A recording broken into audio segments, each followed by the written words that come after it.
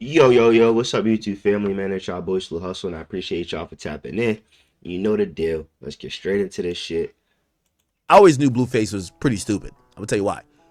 Blueface is signed to Wack100 and managed by Wack100. Let Okay, me tell you Ak, how this talk to works. me. When you sign to a label, they take at least half already. Then you're getting managed by the guy who owns the label. He's so of your 50% that you're getting, or less than 50%, he's still taking at least 20% of that too.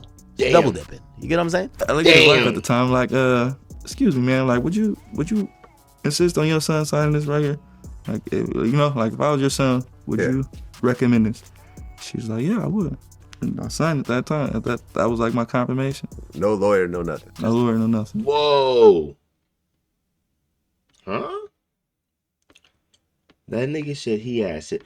I guess it's on some like Black Leather's intuition shit, but it's like at the same time, like I get where he coming from, but at the same time, nigga, she's married to the nigga that's about to inherit the millions off of your name, off of your signature. So she gonna say whatever she gotta do because she like the lifestyle she living, gang. Okay.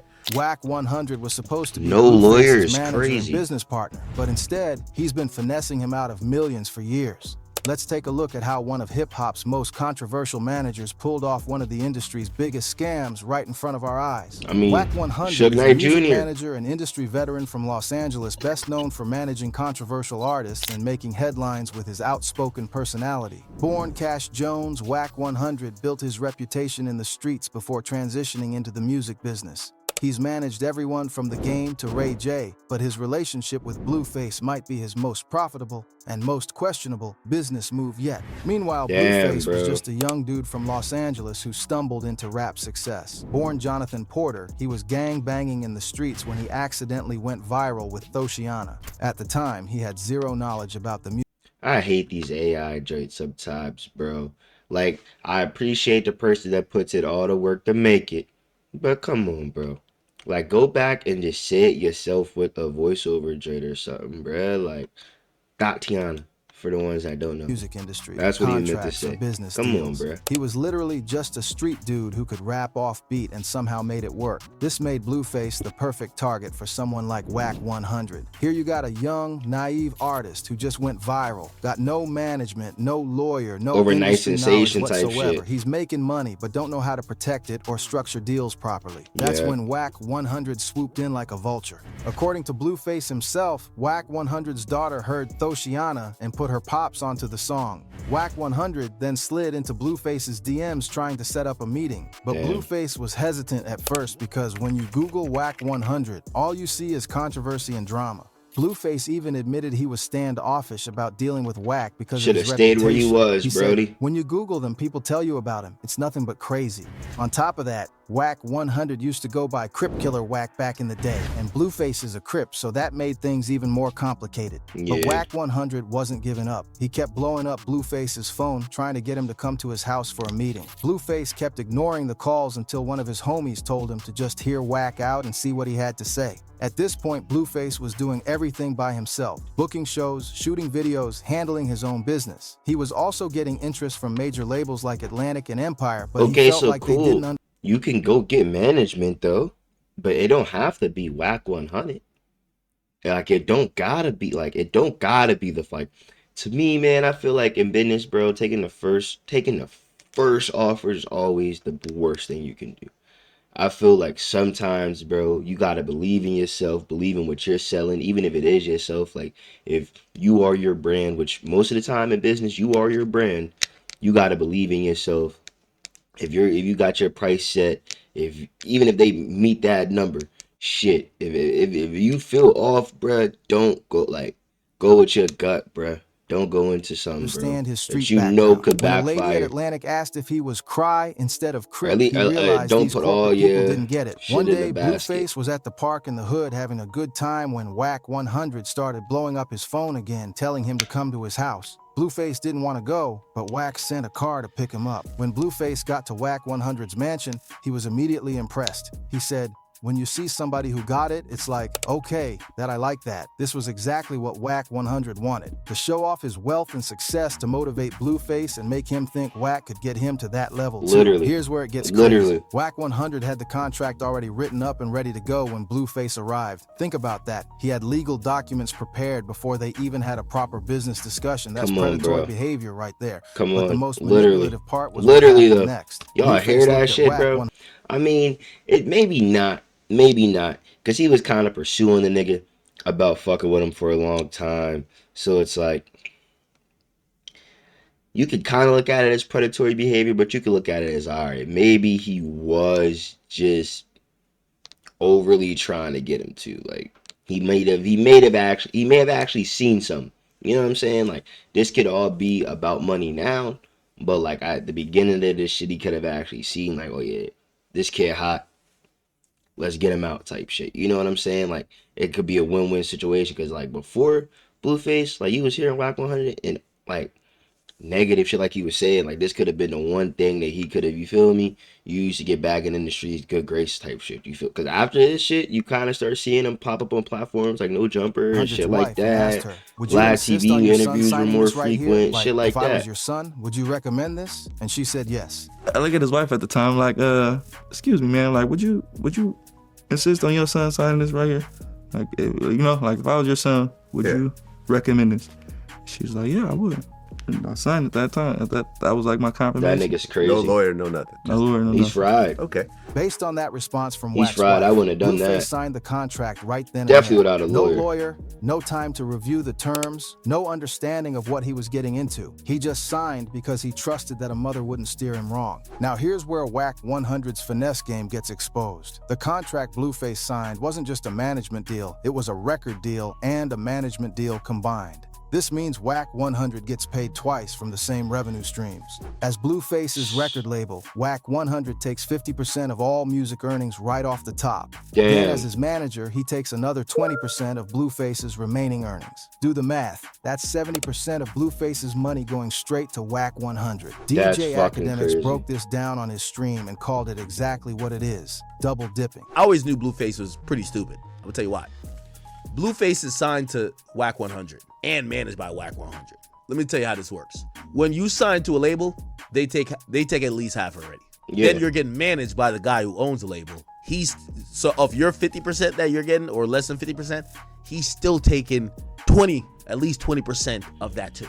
It's double dipping. You get what I'm saying? In a normal Yo, situation, I ain't gonna lie, gang. That nigga Wack really got, it was never about, I mean, it was kind of a win-win all around for Wack. I get good gracious and I'm getting paid, and this nigga gets enough to change his life situation. Like, he got enough to change his life situation. You feel me? He gonna stay hot for a little bit. So as long as, I mean, I keep track of his money, and yeah, Wack knew what he was doing. That's fucking you crazy. either have a record deal or a management deal, not That's both with the crazy. same person. That's a clear conflict of interest because your manager is supposed to negotiate the best deals for you, but how can he do that when he's also the one paying you? For context, most management deals are 15 to 20%, and most record deals split revenue 50-50 after recouping expenses. But Wack100 structured this deal so he gets the best of both worlds while Blueface gets screwed from every angle. The worst part is that this isn't just a short-term deal. These Damn. contracts typically last for multiple albums and years, which means Wack100 has been collecting 70% of Blueface's earnings for years and will continue to do so for the foreseeable future. Oh, Fast forward to shit. today, and you can see the results of this predatory contract. Blueface recently got out of jail and came home broke. Think about that. A dude who had multiple platinum records and was one of the biggest rappers in the world just a few Came years home ago is broke. now struggling financially. His crab restaurant that he was promoting isn't doing well either. When you're only keeping 30% of your earnings, it's hard to Yeah. build sustainable businesses or investments for the And the future. fact that he Most of got his money has locked. been going straight to Wack100's pockets. Reports are saying Blueface is even having And the fact that he got locked up, gang, does not help. Like, he did all that time, he wasn't able to make music, and it actually caught up with him.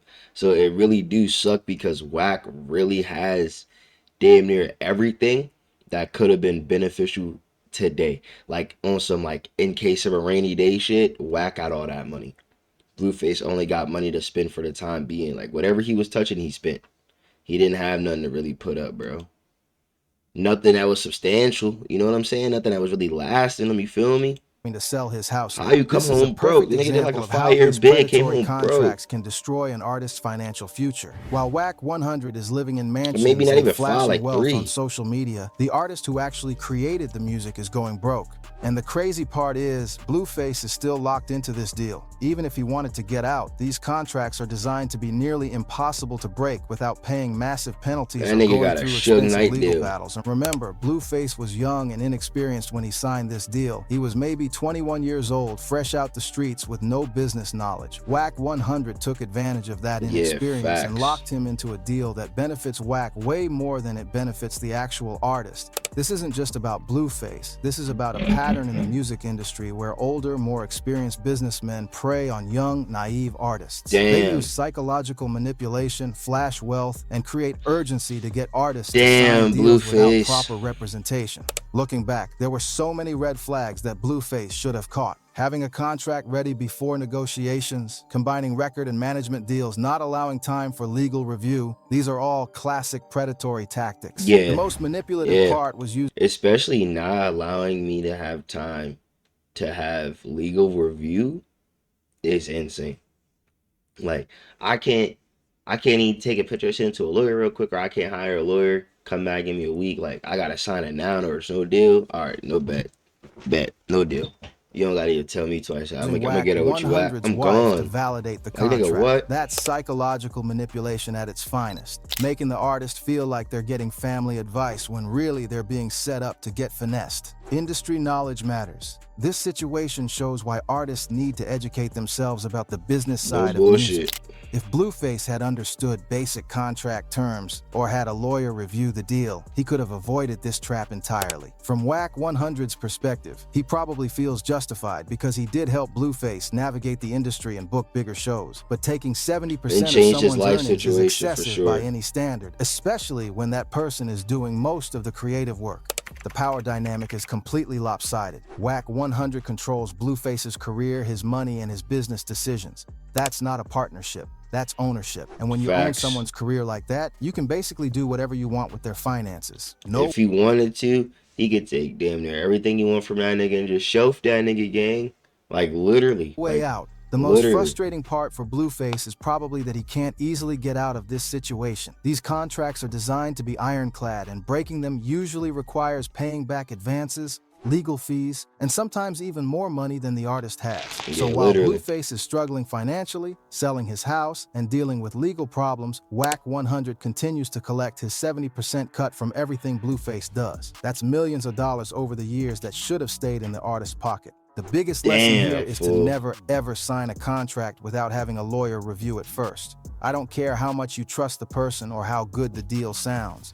Get independent legal advice before you sign anything. A lot of these industry veterans position themselves as mentors and father figures to young artists, but really they're just looking for their next Damn, payday. fool. True mentorship doesn't involve taking 70% of someone's earnings. Wack100's mansion and lifestyle create I'm not about to lie, just hearing that nigga say that shit again is crazy. 70% of this nigga's earnings? Yo, he really done have, like, he really done had none. Damn, an bruh. illusion that made Yeah, Blueface bruh. think he could These achieve rap the niggas, same this rap, success yeah. by signing That's with why he's on But that what streaming Blueface shit. He didn't trying to get up on that realize shit is right that now. That rap shit 100's ain't wealth nothing. was built on taking huge percentages from multiple artists over the years. The damage from these contracts extends beyond just money. When artists can't build wealth from their own success, they can't invest in their communities, support their families properly, or create generational wealth. Yeah. It keeps them dependent on the same system that's exploiting them. If Blueface had proper legal representation, they would have immediately identified the problems with this contract structure. A good entertainment lawyer would have negotiated separate deals or at least reduced the percentages significantly. Industry Yeah. education. Damn, If there were better fool. educational resources for new artists about contract terms and industry standards, Blueface would have known that 70% was way too high and Nah, but see now, I feel like it's out there though, bro. I feel like that type of shit is out there. I feel like you gotta do your own homework on that, bro. He wasn't worried about that type of shit though.